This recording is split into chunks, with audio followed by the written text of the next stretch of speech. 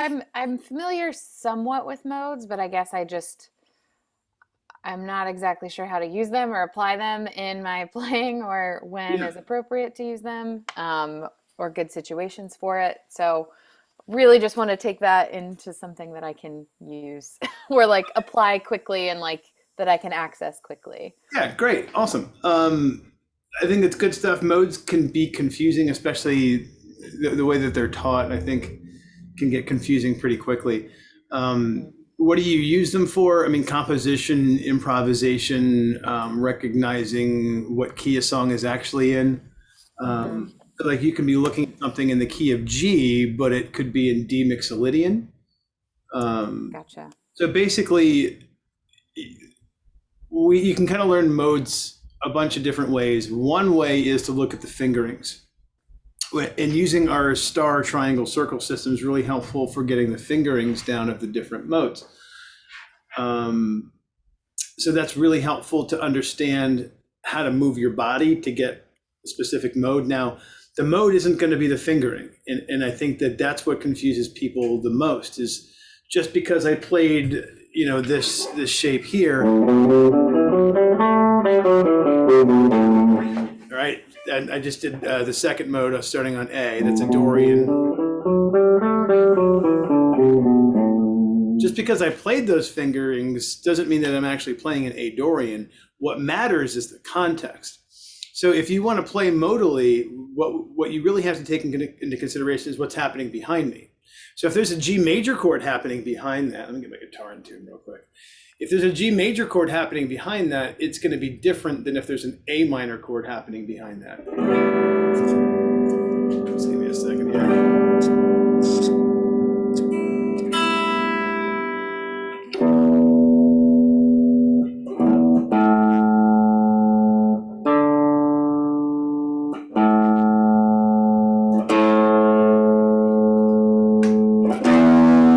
Cool. So if I play a G major chord, and it's still not in tune, followed by that mode,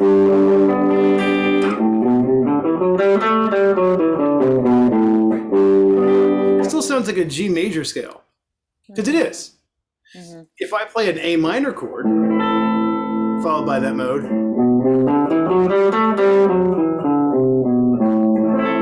now it sounds like an A Dorian. So to get a modal sound, you have to consider both the scale and the harmony. Does that make sense? Yeah.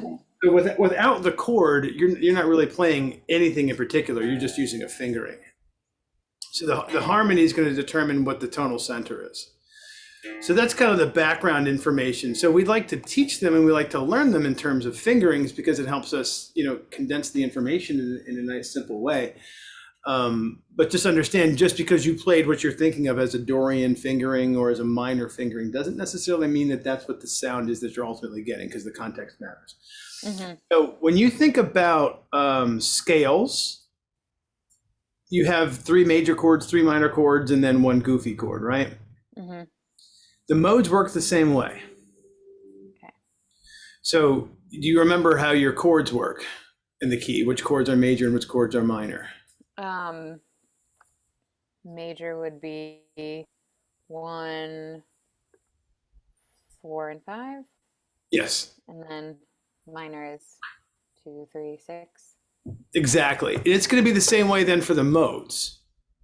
So your first mode is minor, your third mode is minor, and your sixth mode is minor. Your first, fourth, and fifth modes are going to be major, and then your seventh mode is going to be diminished. So what this basically means is that over top of any major chord, you could actually play three different scales. So Okay. there's what's commonly referred to on the street as inside playing versus outside playing. Have you ever heard those terms before? Yeah. So inside playing is basically looking at a chord progression, seeing, okay, well, this is G, C, and D. That's the 1, 4, 5 in the key of G. So I'm just going to use a G major scale, and I'm going to go to town with my G major scale. And that's playing inside the key. I'm only going to be playing G major scale.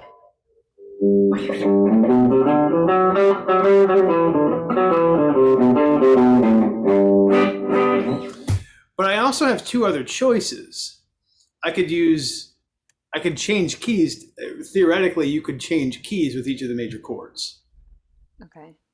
So as long as I'm following the rules, as long as I'm hitting chord tones, as in like the 1, the 3, and the 5, it doesn't really matter what the other notes are in the scale.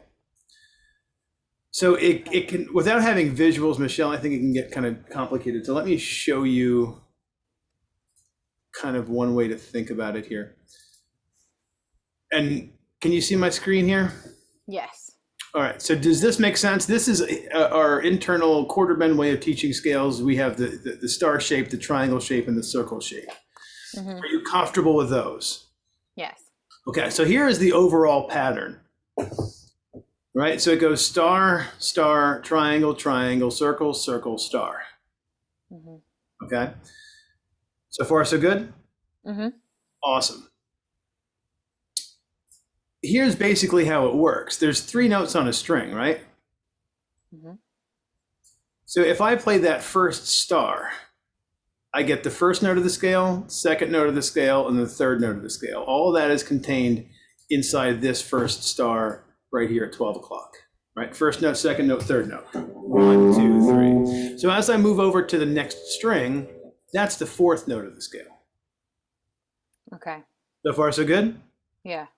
So now on that new string, I'm going to get notes 4, 5, and 6, right? Because 3 notes per string. Mm-hmm. That's what I'm getting out of that second star. Now, once I cross over to this triangle here, now I'm getting the 7th note of the scale. Mm-hmm. So far, so good? Yeah. So that's basically what this is showing you. If I start here, I'm getting basically the 1 chord. I'm playing along with the 1 chord. It's going to give me the first note, second note, third note. Boom. That's going to give me 4, 5, 6. This gives me 7, 1, 2 again. 3, 4, 5. 6, 7, 8. 8 being the same as 1. And then 2, 3, 4. 5, 6, 7. Is that clear? Yeah. So what this delightful little chart is showing you then is, depending on where you're going to start, you're going to get a different modal fingering. Okay. Any of the star shapes are going to be major modes. So this, I think, would be a good place for you to start, right? So that took me about 8 minutes to get to a place where you can actually start to use stuff. Yeah. But I just want to make sure, like, the internal playing process makes sense. So much of this will not make sense. And it's you're allowed to practice stuff that doesn't make sense, right? It'll get into your ear, it'll get into your hands. It could take a year, 2 years, 3 years, 7 years until you fully understand modes. I'm still learning stuff about them myself. So don't feel like you have to get to the end of any of these things. And it's okay if it's confusing. It is very, very confusing. I'm trying to make it as unconfusing as I possibly can. Right. So here, this is going to give me some fingerings for the modes. So I think the easiest ones to start with are going to be the major modes. You can see that, let's play the major scale.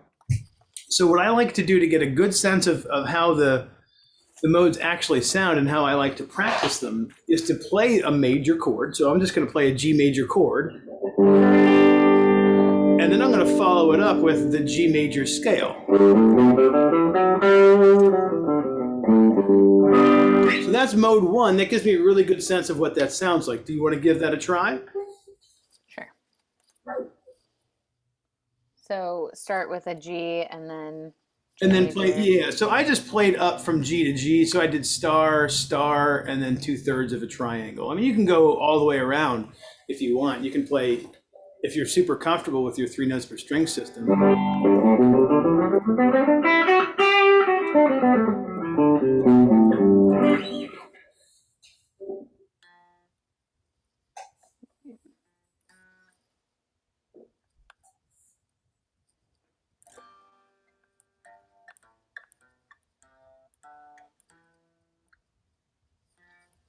I have to move. The triangle, anytime you go from the star to the triangle, there's always a little shift up. Okay.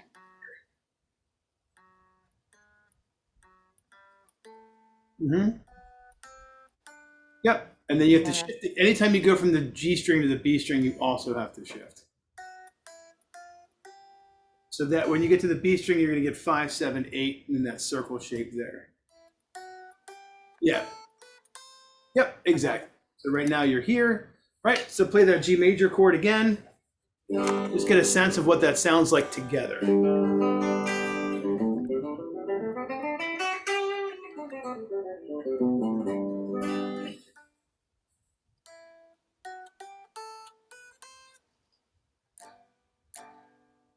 Yep. So over top of a G major chord, you could also play a G scale starting here, because this is also a major mode. Another way to think about it is, what other keys will you see the chord G major? Right? Obviously, there's a G major Yeah. chord in the key of G, but there's also one where it's the 4 chord in the key. I'm sure that Right. makes sense to you, right? Yep.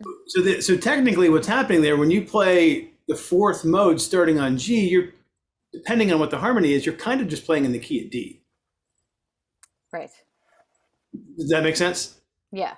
And then here, looking at it this way, well, I could also be playing in the key where G is the 5 chord, in which case I'd be in the key of C. I gotcha. So there's 3 keys in which you can the chord G major would appear in. Right. So because of that, I can change keys whenever I want and start to play what's called outside. Right? So now what I'm going to start to do, it's more advanced playing. I'm going to start to treat each chord event like it's its own thing. Like, hey, do I want to stay inside the key and play only in one key, or do I want to change along with the chords? As the chord changes, maybe I want to change keys along with it. So does that mean if I chose G like as the four, Huh? that that would be Lydian? It's Like, is that how 100%. you would think about it? Yep, Okay. 1000%. So let's try that. So now what we're going to do is we're going to begin on the G, but now we're going to start on a different point in the pattern. So it's going to go starting here. You're going to get 3, 5, 7, 4, 5, 7 with this triangle, 4, 5, 7 again, right?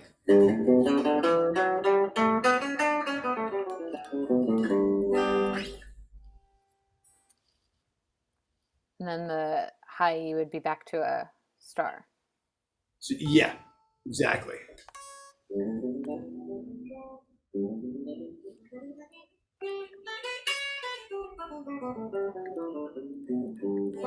And then don't forget to begin and end with your G major chord. And that's really going to give you a sense of what the difference is.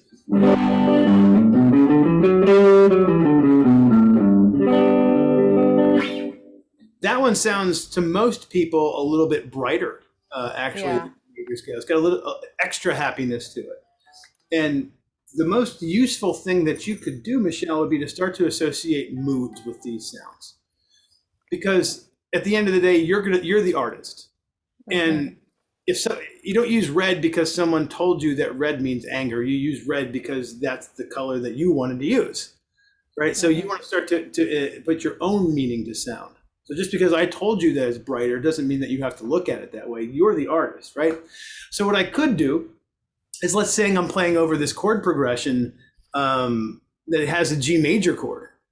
And I decide that, hey, the lyrical content in my song is really extra bright. Instead of staying in the key of G, I'm going to do this little Lydian thing and make it just a tiny bit happier, which you would have Gotcha. that option to do. Okay, that's helpful. Yeah. So try it. So what I want you to do is just go back and forth between the two that we did. Play a G major chord, followed by a G major scale, and then a G major chord followed by a G Lydian.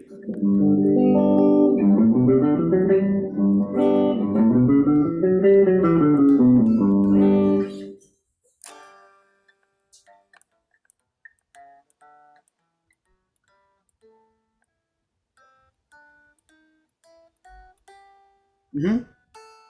Do you shift again from circle to star, The or only would it natural stay on the shift five? The Okay. only natural shift in the pattern is when you're going from the last star to the first triangle, which there's Okay. always going to be a shift when you go from the G string to the B string. And Right. because you could be entering the pattern at any one of these. I don't, any single I see. shift there. So yeah.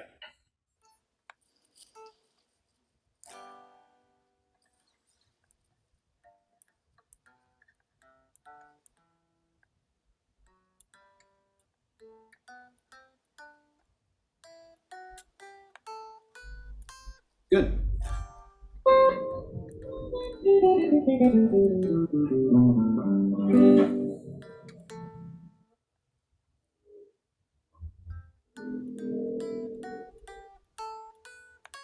Yep. Yeah, so you notice that C sharp there against that sounds just different, stands out. Yeah. The very last note that you played that's the characteristic note of the Dorian mode. So what I have here, I'm sorry, I don't know why I said Dorian, it's the Lydian mode. You just played mode 4. So what I have here is just a nice little layout. Let's see if I can fit this on the screen. If you want to take a screenshot of it, you're more than welcome to. Yeah, that we get it all.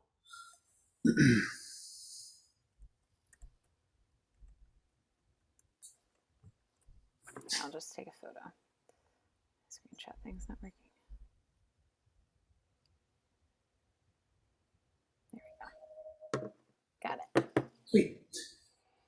So here, when I start here, it's just assuming that everything is 1, 2, 3, 4, 5, 6, 7.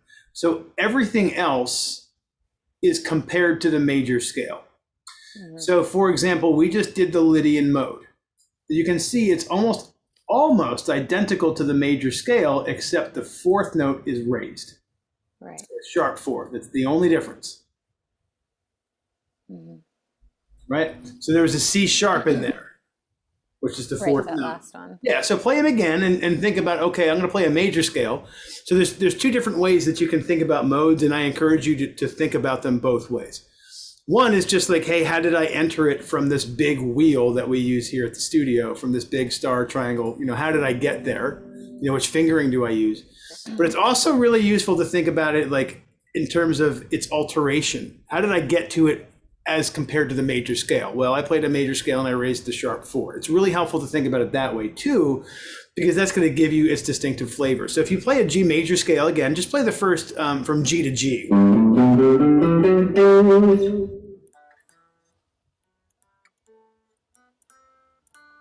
You can just play the first 8 notes. 1, 2, 3, 4, 5, 6, 7, 8.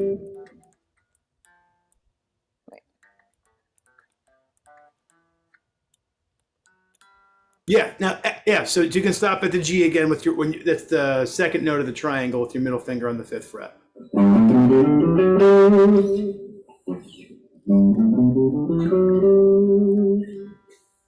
Good. Now play that same scale again, but sharp the 4th note.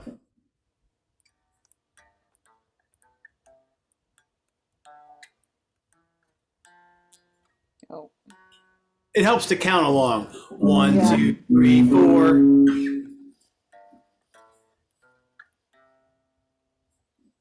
That's the one we want to sharp. So you're going to raise that note a half step. The 4th note's going to get raised. Yep.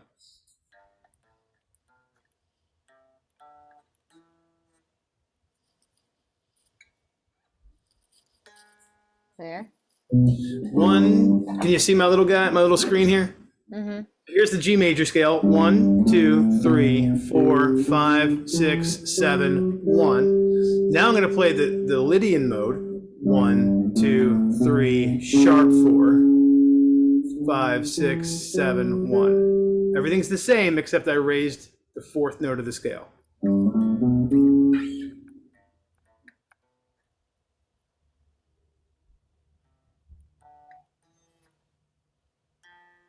Mm-hmm.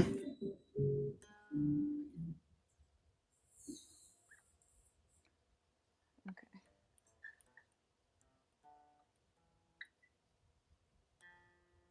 So it'd be up at the 3? Yeah, the 3 becomes a 4 on the A string in this particular instance.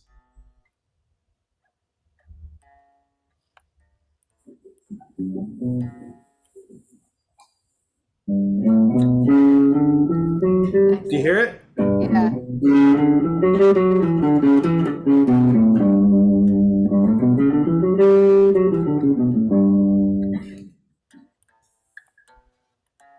Yes.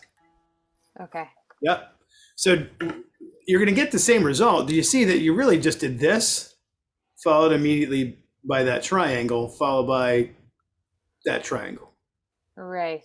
But we were thinking about it this Like way. that. So this way, this is only useful for guitar players, right? This is only useful as a means to an end to get the sound on our guitar. This is the music theory behind what is actually happening. Right. Okay. So then the other major mode we'll try real quick. It won't take you long. It's the fifth mode.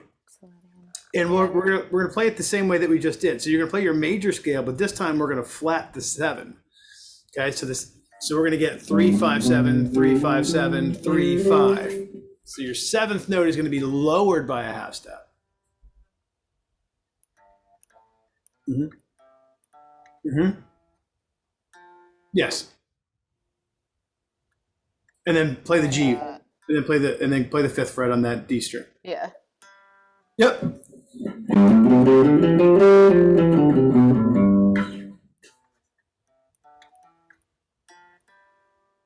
Mm-hmm. So you can hear, I suspect, because even I hear it, without any context, these things don't really sound like anything. After we just played those other 2 scales, this third one here is just sounds like notes. It doesn't sound like anything, which is why we need context again. Now, if you play that G major chord, followed by the Mixolydian with the flat 7.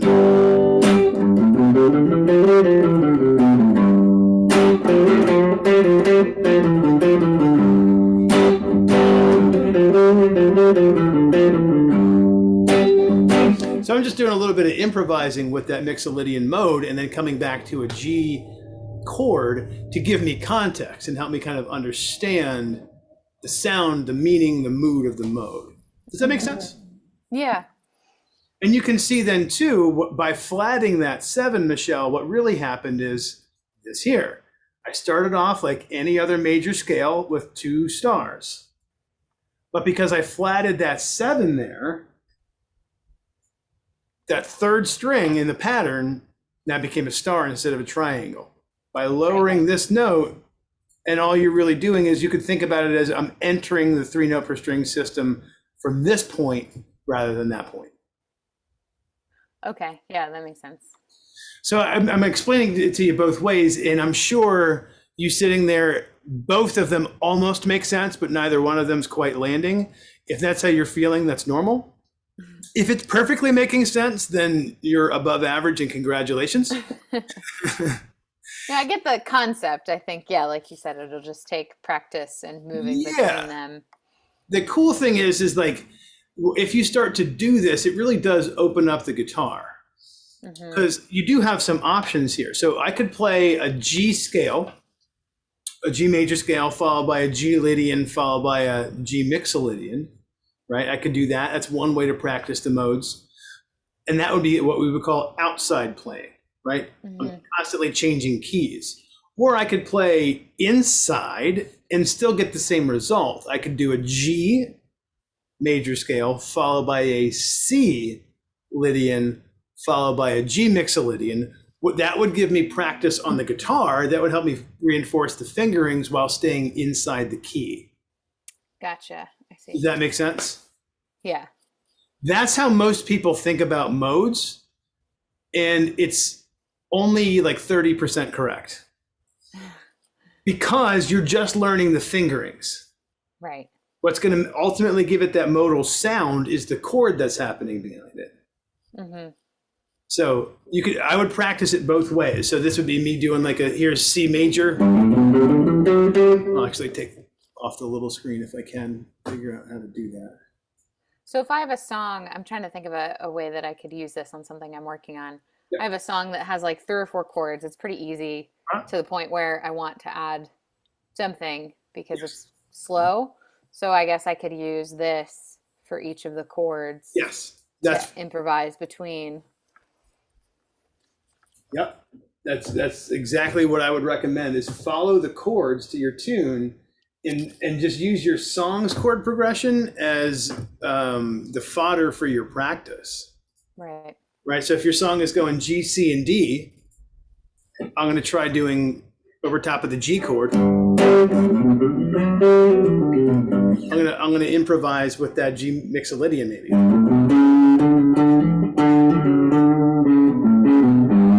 You could jam over top of it. Hit play on YouTube and practice playing your scales over top. Try Lydian over all the chord changes. Just stick with one fingering, right? So I'm going to do over the G chord, I'll do a G Lydian. Over the C chord, I'll do a C Lydian. Over the D chord, I'll do a D Lydian. It's going to give you a really good sense of what that sounds like. You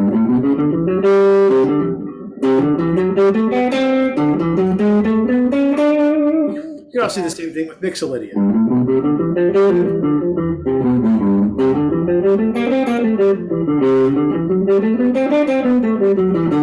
Just moving it to fit the chord. Pick one mode and just keep moving that mode to suit the chord. That'll really help you understand the sound of that mode as well as the fingering. You may or may not like it, but that's not necessarily where you're at just yet. We're not ready to make polished marble granite sculptures or whatever. We're just learning how to chisel. Yeah. So I'm sure you got to go, right? You said you got something at 2? Yeah. Hope I didn't run you right up to the last minute. My apologies. No, it's okay. All right. If you got a second for any questions, I will happily answer them. But if you got to go. No, that's helpful. I think that's what I wanted to know. And even that diagram, just seeing it visually and how it relates to each, like the main key is helpful.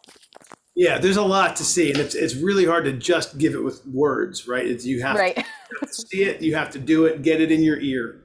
Right. Just practice it over songs. Use it inappropriately. You know, you'll figure out the right context for it if you just insist on using it. Mixolydian mode is very bluesy. You're going to find that using the mixolydian sounds bluesy. That's a very common thing to do in blues and jazz blues, is to use mixolydian stuff over top of major chords. Yeah. As the chords get more complex, as you get into like 7th chords and 9th chords, et cetera, et cetera, et cetera, your knowledge of modes is going to be necessary. Right. And that's usually where it comes from. It's like, okay, I'm jamming over a D dominant 9th chord. What mode do I use? You almost have to use mixolydian. I mean, there's other choices, but you have to know the alterations. It's good that you're asking these questions. Awesome. Yeah. Well, cool. Well, thank you. I appreciate it. You're welcome, Michelle. You have yourself an awesome day. Yeah, you too. Take care. See ya. Bye.